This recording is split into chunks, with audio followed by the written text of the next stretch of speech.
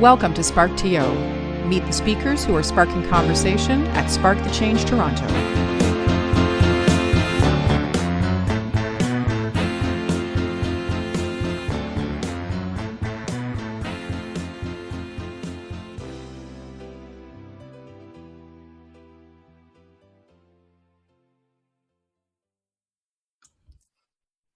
Good morning and welcome to Spark the Change. We are here today. I am here today with Luc Galoppin, all the way from Belgium, which is crazy. Good afternoon. Yeah, it's. I don't even know what time it is in Ontario. What are we? 9:15 on Ontario time. So what time is it in Belgium? I see here on my screen 3:25. Wow. Gotta love technology. Yeah. Crazy. I was talking to my kids before I came on and I'm like, okay, so you need to go because mommy's talking to people in like 3 different countries this morning. So off you go. So welcome everybody. And Spark the Change is a podcast about Spark the Change. And it's an event that's happening in Toronto for the 3rd year. It's going to be happening at the Royal Ontario Museum on June 12th and 13th. And it is 2 days of just amazingness. This is my 3rd year being involved with Spark the Change, and the things that I've seen over the past 2 years just blow my mind. And Luc and I were just talking about how I don't really have a background in agile change. I'm in communications and healthcare, and I have learned an incredible amount. So I'm really thrilled today to welcome Luc to across the microphone so I can learn more about you because you are one of our amazing speakers on day 1. Cool. Welcome. And thanks for having me. Is this the part where I start introducing myself and start advertising, or do I have to hold my horses? Introduce yourself first and then advertise second. Okay, cool. Is that fair? Yeah. What should I say? I am a Belgium-based organizational change practitioner. I'm a solo practitioner, which means that I am not affiliated to any religion in the field. Ooh, you're agnostic.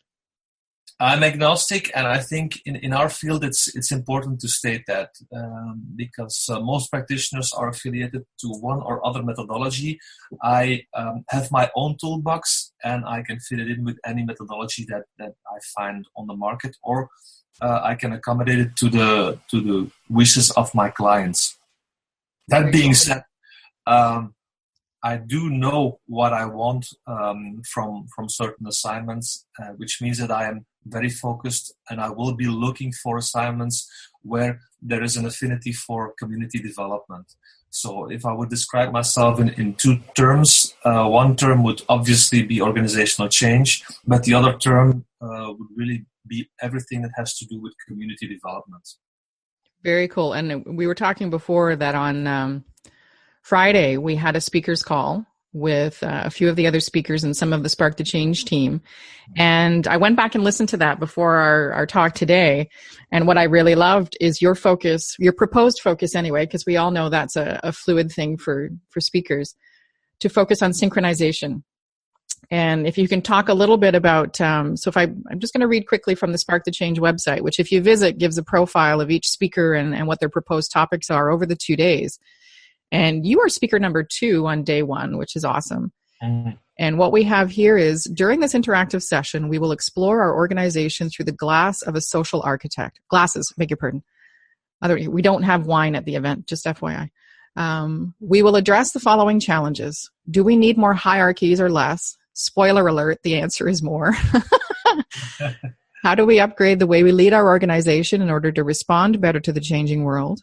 What is needed for accountability to occur and be sustained? What is the stepping plan to unlock the potential for community in our organization? How can you upgrade your toolbox with these new possibilities? So it's very cool that you mentioned that you've created your own toolbox, because that's what we're trying to do with Spark the Change every year.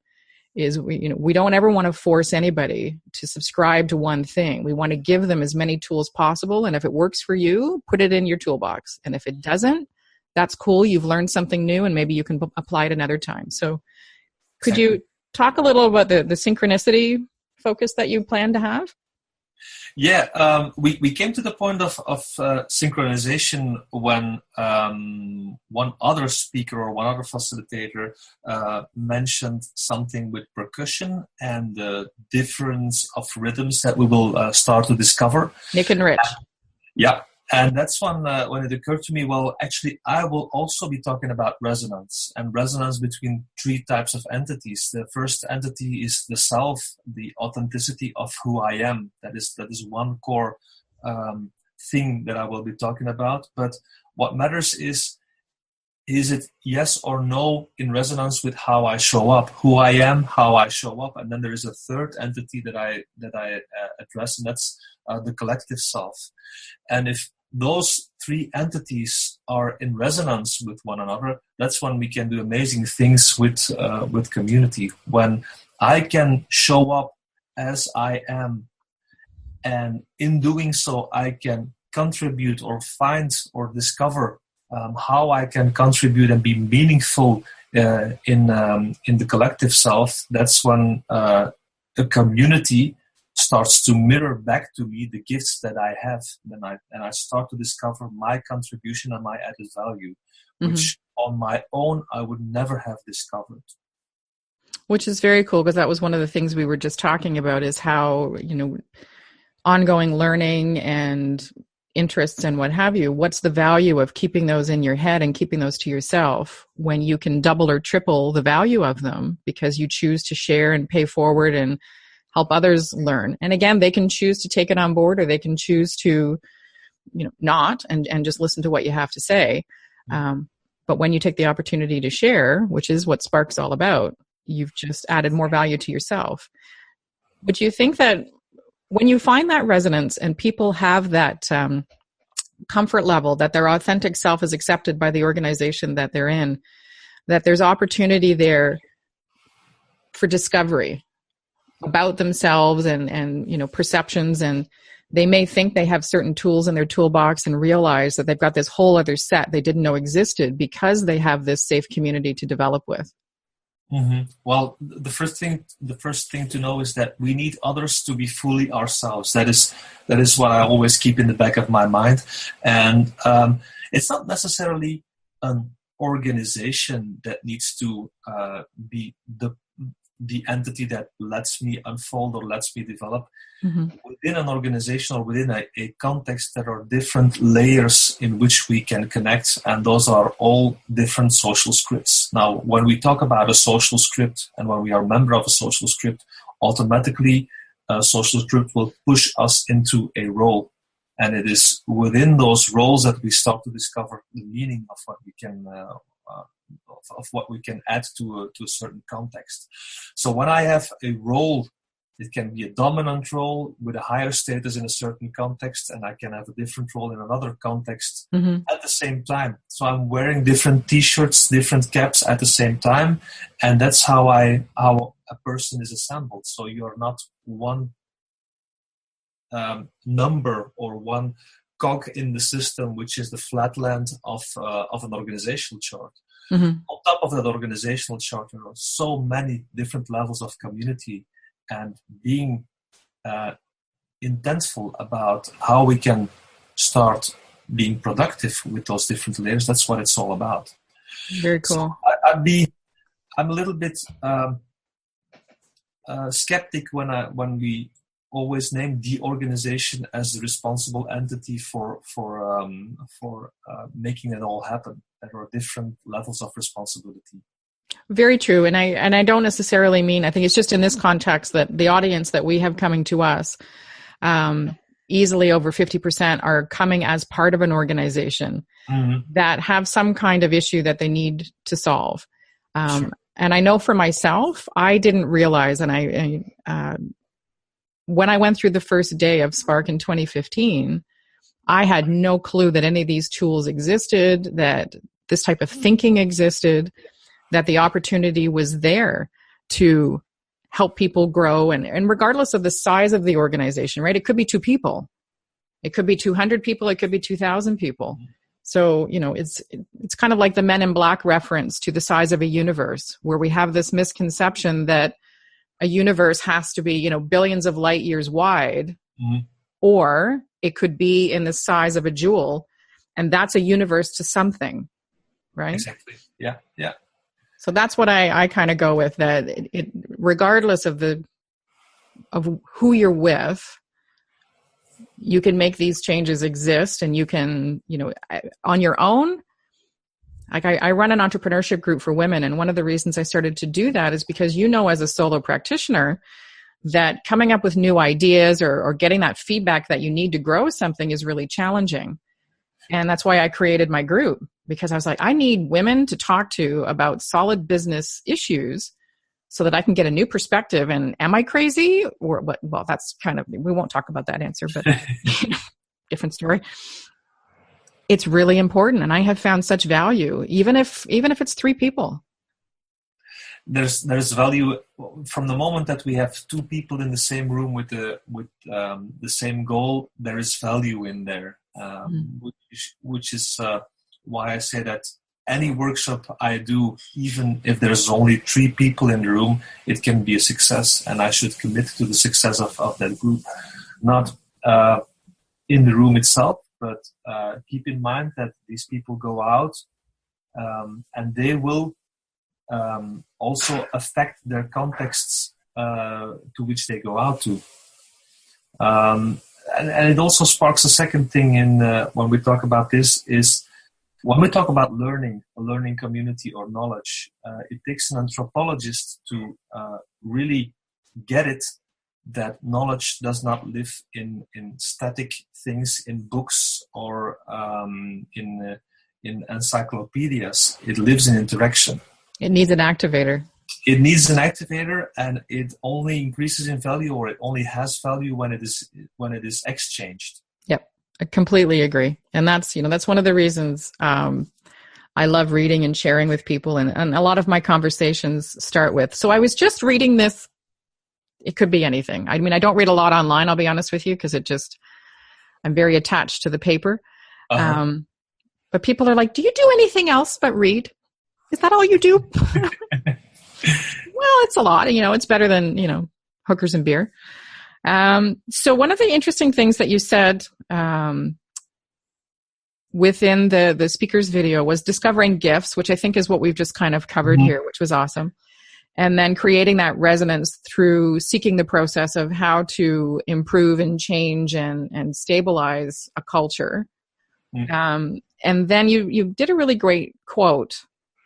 It's on your SlideShare bio, and I think it's on your Reply Management Consulting bio as well, which is, I look at organizations as communities to develop, not as machines to fix. Yeah. And that really, it's so simple, but so true. So can you speak to a little bit about how that thought came to be? It's simple, and even in the arena of organizational change managers, it sparks a lot of attention, because we were trained to fix problems. Most of all, those of us who are consultants, we have been trained to come in, be the expert, and to first of all declare that the current state is false, and implicitly declare that the people who have been working there and working hard and working their butts off to do their best to achieve results, that we can throw it all away. That's how we trained. And it's almost like the fish questioning the water, being conscious about the water we are swimming in. All of a sudden, we can discover that either we do away with everything that was created, or we can start using that context and see what's in there. And that's when we can develop a different sense. Instead of going for problems which need to be solved, we can start appreciating what is there already and discover the gifts or the underutilized potential that is in the room. The opportunities that may have been hidden before now. And that's a whole different story. That's a whole different approach. And that's another podcast. That's another podcast, yeah. So we've only got a couple of minutes left. Yeah. And you said when we first started talking that you were going to surprise me somehow. So is that happening? Is that happening? Do I need a different intro? I think that was when we talked about the session itself. I cannot talk about social architecture and the principles of social architecture by just doing a presentation, because I will be talking about the potential of a context. Are you going to do something interesting? I promised in that context I will not be doing anything with fire or bringing materials. I love you so much right now, Luc. So for context, everybody, yes. Sorry, I'm just going to explain quickly. Yeah. Sorry. So we're having the event at the Royal Ontario Museum, which is an amazing location, and we're so thrilled to be there. But what we failed to really understand was that we are going to be in the sort of in the middle of not the middle of the building, but in a significant part of the building. And that provides some security and logistics challenges around what we can normally do as part of our presentations. So I'm having to manage a couple of ideas that there's like $4 billion worth of artifacts and interesting things in this building. Yeah, and I might be misquoting there, so I apologize, Ram. But there's a lot of really fancy old stuff, essentially, that is irreplaceable. So we have this ongoing joke about, somebody bringing in fire, which we are not doing, just on a stack of Bibles, nothing that's going to cause an issue. So anyway, go on, Luc. Sorry, I apologize, but just to give people context. Indeed, it's good context. I will not be doing anything with the furniture or the stuff that's in there. But the thing is, I have to eat my own dog food. I cannot talk about social architecture and then do that just in the format of a presentation where I am the only knowledgeable person in the room, spreading out my content over the so-called empty heads. If I talk about discovering the potential in a room and working with what you have in a room, that's what I will have to work with. And the speaker orientation served me to sense the level of risk that I am prepared to take in that room in order to put myself out there and take a risk in terms of making this session as interactive as I possibly can. So to be provocative, but not that we have to boot you from the building. No. That'd be awesome, because that's a long way back to Belgium. Exactly. For half a day. Provocative. If I do it well, then my style should be inviting. We have an amazing. We get surprised year after year with the amazing open-mindedness and receptiveness that we have from our attendees, which shouldn't surprise us, because people that are interested in what Spark the Change stands for and delivers, of course, are already open. But we have other people that arrive who've never experienced this kind of conference before. And we had people last year from actually my local government who ended up being so inspired that they were already putting on a similar event. And 3 or 4 of the speakers from last year ended up being a part of their speaker lineup. They were so inspired by what they heard. So Vikas Narula and Jennifer Spears and a couple of other of our speakers ended up coming and speaking at Spark the Change in 2016, and then being part of a further event that was partly inspired by this local government coming in and wanting to learn more about change and agile and tools and all that kind of stuff. So it's when those things happen that we are just, we're blown away. And Monday nights, we usually sort of sit down and go, oh, good. Well, like the night of the first day, there's usually a glass raised somewhere, because we know we've had moments. Dave Dame spoke last year and did this incredible thing. And I feel so bad. I'm sorry, Dave, I'm forgetting the name of it, but it was about his imperfect feet. That's what it was. All right. And I don't know if you've met Dave Dame before. Not yet. No. Okay. So Dave is an amazing, funny guy. And the first time he and I met in 2015, he said, I was just trying to make sure that he was accommodated, because he has cerebral palsy and he's in a motorized wheelchair and he has an assistant that comes with him. Mm-hmm. He has got the sharpest sense of humor, right? And when somebody has a disability, you always kind of wonder, like, okay, what's okay and what's not okay with making fun. And he said to me at some point, and this is indicative of the sense of humor of our event, and we are not disrespectful. This was led by Dave. And he looked at me and he said, I get the feeling that if I don't do what you tell me, you're going to kick me in the junk. And I didn't even skip a beat. Face didn't change, nothing. And I said, Dave, why would I try and kick you in the junk? I'd hit your wheelchair first and then I'd hurt my foot. And he was hysterical. And I was like, this is so awesome that just the open-mindedness and the already different thinking that comes in just allows so many cool things to happen. And he came back in 2016 and did his imperfect feat. And the entire room was in tears because it was so inspirational. Wow. And the way he tied together the story that he'd shared, and organizational change was just, and the rest of the day, Sean Button and I, who's a member of our team, we're just like, it's just so nice. I'm like, wow. So, and we try and shock and surprise people in a positive way as well and bring components in that they weren't expecting. So I'm very excited about what you're going to do. We're not going to say any more because I just want people to be like, ooh, that's kind of well, okay. Then it's time for me to shut up as well. I think we're done. We actually are done. We're actually at the end of time. All right. Okay, cool. But I'm so excited. And you're on SlideShare, you're on LinkedIn, you're on your reply management, you have a blog going on. Like, you share knowledge in a ridiculous fashion, which is incredibly amazing because a lot of people who have that's all self-interest, to be honest, because the more I share, the more I get feedback from people all over the world, which make me think and rethink what I've just put out there. And that's amazing. That's how I grow, and that's how I sense the world out there to see which direction is it going, and yeah, that's my way of sensing. So if I may give you a kudos, though, there are a lot of people who have amazing abilities and talent and knowledge, but don't have the courage to put their knowledge out there like you do. So understanding the self-serving factor as far as, you gain stuff out of it. There are a lot of people that just keep their, the phrase is, keep their light hidden under a bushel basket because they're afraid of what other people will think and they're afraid of the feedback. And so I huge kudos to you because I think it's like you've got 62, what is it? There's an incredible amount on SlideShare on LinkedIn. I had a number and it was in like the 1,000 range, which I'm not sure is correct. Okay. And then you haven't even checked my photos on Instagram. I have not. Ooh, are you on Instagram? Yeah. I'll have to follow you because you're on Twitter. So let's share your social media stuff. So you're on LinkedIn as Luc. What's Twitter? Excuse me? What's your Twitter handle? Oh, right. It's just my first name and my surname in one piece. Luc so Galoppin. At LucGaloppin for Twitter. Exactly. Are you the same for Instagram? Yes. I awesome. try to keep it all the same.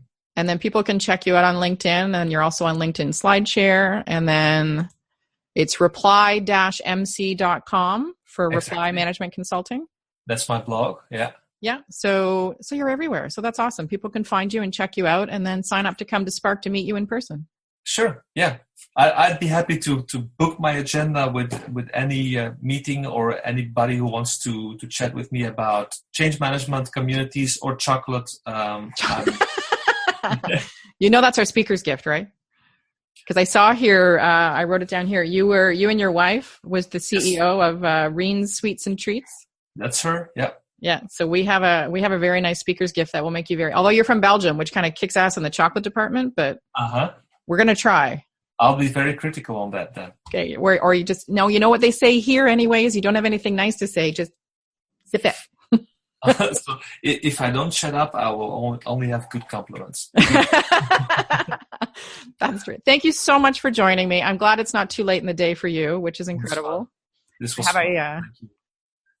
I have a call on tomorrow with somebody who's attending by Kubi from India, which we're so excited about. And then I'm speaking to, I think, Katie and my goodness, I'm having a brain fart. I've got 2 more podcasts from people around the world in the next hour and a half. I think Katie switched her time slot with me. She did, but she's at so we're getting into details that nobody really cares about, but you're going to be hearing, the point is, you're going to be hearing from more speakers who'll be at Spark the Change.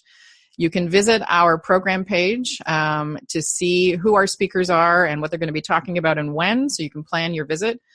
It's 2 days. Right now, I believe, is $5.99, but check the page to be certain. There's a speakers page that gives you even more details about everybody that's going to be coming over from around the world to help everybody's toolbox grow. So thank you so much for joining me, Luc. I really, really appreciate it. Thank you. And we're going to see you in 3 weeks. In 3 weeks, yeah. I better start preparing. That's crazy. We'll be in the middle of day 2 in 3 weeks. Yeah. That's crazy. Thank you so much. I really appreciate it, and have a fantastic day. Thank you. All right, we're gonna start. So thank you everybody for joining us, and just visit Spark the Change. It's 2017.sparkthetechange.ca to register and get more details. Thank you.